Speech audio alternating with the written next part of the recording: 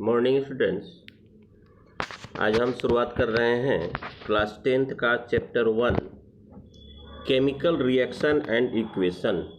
तो dear students, जो हम लोग 9th क्लास में केमिकल चेंजेज पढ़े थे, केमिकल चेंजेज ही क्लास 10th में केमिकल इक्वेशन का स्थान ले लिया है। तो केमिकल रिएक्शन एंड इक्वेशंस, इसको रिप्रेजेंटेशन करने का दो तरीका है, एक वर्ड, दूसरा सिंबल और formula.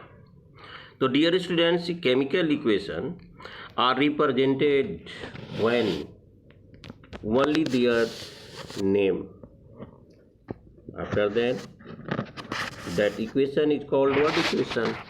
Carbon plus oxygen, arrow mark carbon dioxide, आप वर्ड में लिखिए, लिटरेचर में लिखिए, वर्ड इक्वेशन कहलाएगा। दूसरा, अगर इसी को हम लोग केमिकल चेंजेस आर रिप्रेजेंटेड करते हम लोग by the help of the symbol and the formula, after then it is called chemical equations. तो डियर स्टूडेंट्स, पहले हम लोग ऑब्जर्व करें कुछ क्वेश्चन पर, कुछ आपका ये एक्टिविटीज दिया हुआ है कि व्हाट हैपेंस, क्या होता है, milk is left at the room temperature during the summer. क्या होता है जब मिल्क को हम लोग गर्मी के दिनों में एक लंबे समय तक छोड़ देते हैं, तो उसमें जब एडेप्टिव टेम्परेचर मिलता है बैक्टीरिया को, तो मल्टीपल होना शुरू हो जाता है और फैट को डिकम्पोज कर देता है, लैक्टिक एसिड फॉर्म करता है और दूध खट्टा हो जाता है, जिसको कि हम लोग बोलचाल की भाषा में कहते हैं दूध फट गया। दूसरा है and the iron tawa pans in the left expose to the humid atmosphere. Iron के किसी भी इक्विपमेंट्स के आर्टिकल्स को अगर हम लोग मॉइस्चर्स एनवायरनमेंट में छोड़ देते हैं, तो उस पर एक आउटर सरफेस पर एक rust, reddish brownly rust coated हो जाता है। That coated is called rust, it event is the called rustings. चूँकि मेटल को, आयरन को बहुत ही मोस्ट रिएक्टिव मेटल्स माना गया है और यह लोहा के ऑक्साइड बनाकर अपने ऊपर कोट कर लेता। अगर इसकी हम देख रेख नहीं करते हैं तो इसकी लाइफ दिन प्रतिदिन समाप्त होती चली जाती है। Grapes are the fermented, grape का सड़ना, अंगूर का सड़ना, यह एक किण्वन अभिक्रिया है जिससे हम लोग एल्कोहल तैयार करते हैं। इसमें ग्लूकोज की मात्रा होती है। व्यापारिक स्तर पर यह जब एल्कोहल हम तैयार करते हैं, ये नॉन ऑक्सी डिकम्पोजिशंस होता है और एल्कोहल, यह एक्सोथर्मिक रिएक्शन होता है, एल्कोहल जनरेट होता है डियर स्टूडेंट्स, और कार्बन डाइऑक्साइड भी फॉर्म होता है। तीसरा है फूड इज द कुक्ड, जो भोजन को बना देते हैं हम लोग, ये केमिकल चेंजेज है। अब पुनः बने हुए भोजन से उसको मूल फॉर्म में लाना संभव नहीं है। Food gets the digest in our body, food का हमारे शरीर में पचना, यह भी एक प्रकार का केमिकल चेंजेस है। एंड वी रेस्पिरेट, हम लोग का जो श्वसन है, सांस लेते और छोड़ते हैं, ये एक प्रकार का ऑक्सीडेशन भी है, कम्ब्यूशन भी है, स्लो कम्ब्यूशन भी है। इसमें भोजन का ऑक्सीडेशन होता है, ब्लड में ग्लूकोज का ऑक्सीडेशन होता है, हमारे शरीर को भारी मात्रा में एनर्जी मिलती है। यह भी एक्सोथर्मिक रिएक्शन है, कम्ब्यूशन है, स्लो कम्ब्यूशंस है। In the all above situations, the nature and the identity of the initial substances have the somewhat changed. We have the already learned about the physical and the chemical changes of the matter in the previous classes. Wherever the chemical changes occurs, we can see that the chemical reactions, ये सारे activity हम लोग 9 class में पढ़ चुके हैं। वही activity, वही केमिकल चेंजेस क्लास 10th में केमिकल रिएक्शन का दर्जा लिया है। डियर स्टूडेंट्स, सेकेंड पैराग्राफ है, you may the perhaps the wondering as the to what actually meant by the chemical equation. How do we come to the know that a chemical reactions had taken place? Chemical reaction किसका स्थान लेता है और कैसे स्थान लेता है और केमिकल इक्वेशन होता है क्या, इसके बारे में आप जानेंगे। यू में परहैप्स आप उम्मीद करते होंगे कि व्हाट इज ऑनरिंग, इसके प्रति एक प्रकार का आप अद्वितीय फीलिंग करते होंगे कि आखिर ये होता है क्या। जैसे मैग्नीशियम है, मैग्नीशियम को ऑक्सीजन से संजोग करते हैं। When the magnesium react with the oxygen, तो वह जलता है तो डेजलिंग प्रकार का लाइट भी देता है, हीट भी देता है, ऊष्मा भी देता है।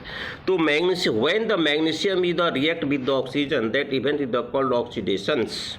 ये ऑक्सीडेशन भी कहलाता है, कंब्यूशन भी कहलाता है। लेकिन ध्यान यह देना है कि रिबन के, मैग्नीशियम के रिबन को जलाने के पहले हम लोग क्लीन कर लेते हैं, इसलिए उस पर मैग्नीशियम ऑक्साइड का लेयर जमा होता है ताकि उसका ऑक्सीजन से डायरेक्ट संपर्क हो सके और कंब्यूशन की प्रक्रिया एक मतलब अच्छी तरीके से, सरल तरीके से किया जा सके। इसलिए हम लोग रिबन को जलाने के पहले हम लोग साफ कर लेते हैं। And you must have the observed that the magnesium ribbon burns with a dazzling white flame and the change into the white powder. जब जला देते हैं जो एसेस बचता है, एक प्रकार का व्हाइट पाउडर बचता है। यह पाउडर क्या कहलाता है डियर स्टूडेंट्स? मैग्नीशियम ऑक्साइड कहलाता है। मैग्नीशियम ऑक्साइड कहलाता है। The powder is, magnesium oxide is the form due to the reaction between the magnesium and the oxygens present in the air. यह क्यों बना? जब मैग्नीशियम ऑक्सीजन से संयोग किया तो मैग्नीशियम ऑक्साइड बना। मैग्नीशियम ऑक्साइड का बनना ऑक्सीडेशन भी है, कंब्यूशन भी है। और जब इस केमिकल चेंजेज को पुनः उस पाउडर को मैग्नीशियम के रिबन में लाना संभव नहीं है। और जब इस केमिकल चेंजेज को हम लोग सिंबल के माध्यम से, फॉर्मूला के माध्यम से रिप्रेजेंट करते हैं तो वह कहलाता है केमिकल इक्वेशन। डियर स्टूडेंट्स, जैसे 2Mg + O2, तीर का निशान 2MgO, इसको बैलेंस करना होगा। बैलेंस नहीं करते हैं तो इनबैलेंस्ड इक्वेशन कहलाता है। इसको it is also called skeletal equation. इसको हम लोग स्केलेटल इक्वेशन भी कहते हैं, कंकाली समीकरण कहते हैं। इसलिए हम लोग बैलेंस करते हैं according to the conservation of mass during time of the chemical reactions, substances neither created nor destroyed after reaction before reaction। अभिक्रिया के बाद, अभिक्रिया के पहले पदार्थों के या रिएक्टेंट के प्रोडक्ट के मास में कोई फर्क नहीं पड़ता, इसलिए बैलेंस करना अति आवश्यक होता है। From the above these three activities, we can say that any of the following observation help us to determine whether the chemical reaction has taken places। देखिए केमिकल रिएक्शन के दौरान क्या क्या परिवर्तन होता है dear students. Change in the state, अवस्था भी उसका बदल सकता है। मैग्नीशियम सॉलिड था, यहाँ पाउडर बना है, क्रिस्टल टाइप का बना हुआ है।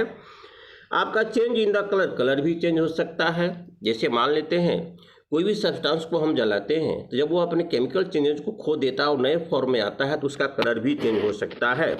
And evolution of the gas, gas भी निकल सकता है। जैसे हम लोग कैल्शियम कार्बोनेट को हीट करते हैं, when the calcium carbonate is heated we obtain the calcium oxide and carbon dioxide. मैंने कि जैसे कि उसमें ये मे बी ये एडिशनल ऑप्शन है कि गैस भी इन्वॉल्व हो, इवोल्यूशन हो सकता है। And change in the temperature, और टेम्परेचर भी बदल सकता है क्योंकि कुछ एक्सोथर्मिक होता है, कुछ इंडोथर्मिक होता है। As we observe that the changes around us, we can see that there is a large variety of the chemical reaction taking place around us. हम प्रत्येक दिन अपने चारों तरफ विभिन्न प्रकार के केमिकल रिएक्शन को देखते हैं। We will study about the various type of the chemical reaction and their the symbolic representation. हम लोग इस चैप्टर में बहुत प्रकार के केमिकल रिएक्शन को पढ़ेंगे। उसमें से पहले है कंबाइनेशंस, पहले कंबाइनेशन equations. when two reactant reacts to each other, जब दो सब्सटेंस आपस में मिलते हैं या अभिक्रिया करते हैं तो after then a new substance is the formed, नया पदार्थ बनता है। दो रिएक्टेंट के मिलने से जब एक नया पदार्थ बनता है, या as like examples magnesium react with the oxygens and magnesium oxide is the formed. तो मैग्नीशियम का ऑक्सीजन से मिलना यह भी एक प्रकार का कंबाइनेशन रिएक्शन हुआ, इसको हिंदी में संयोजन अभिक्रिया कहते हैं। H+O2 SO2 यह भी हुआ, C+O2 CO2 यह भी हुआ कंबाइनेशन रिएक्शन, इसको हिंदी में कहते हैं संयोजन अभिक्रिया। डियर स्टूडेंट्स, मैंने एक पेज और दूसरे पेज का हाफ मैंने पेज यानी ये 2 पैराग्राफ पढ़ाया। फिर आगे हम केमिकल इक्वेशन से शुरू करेंगे। Thank you very much.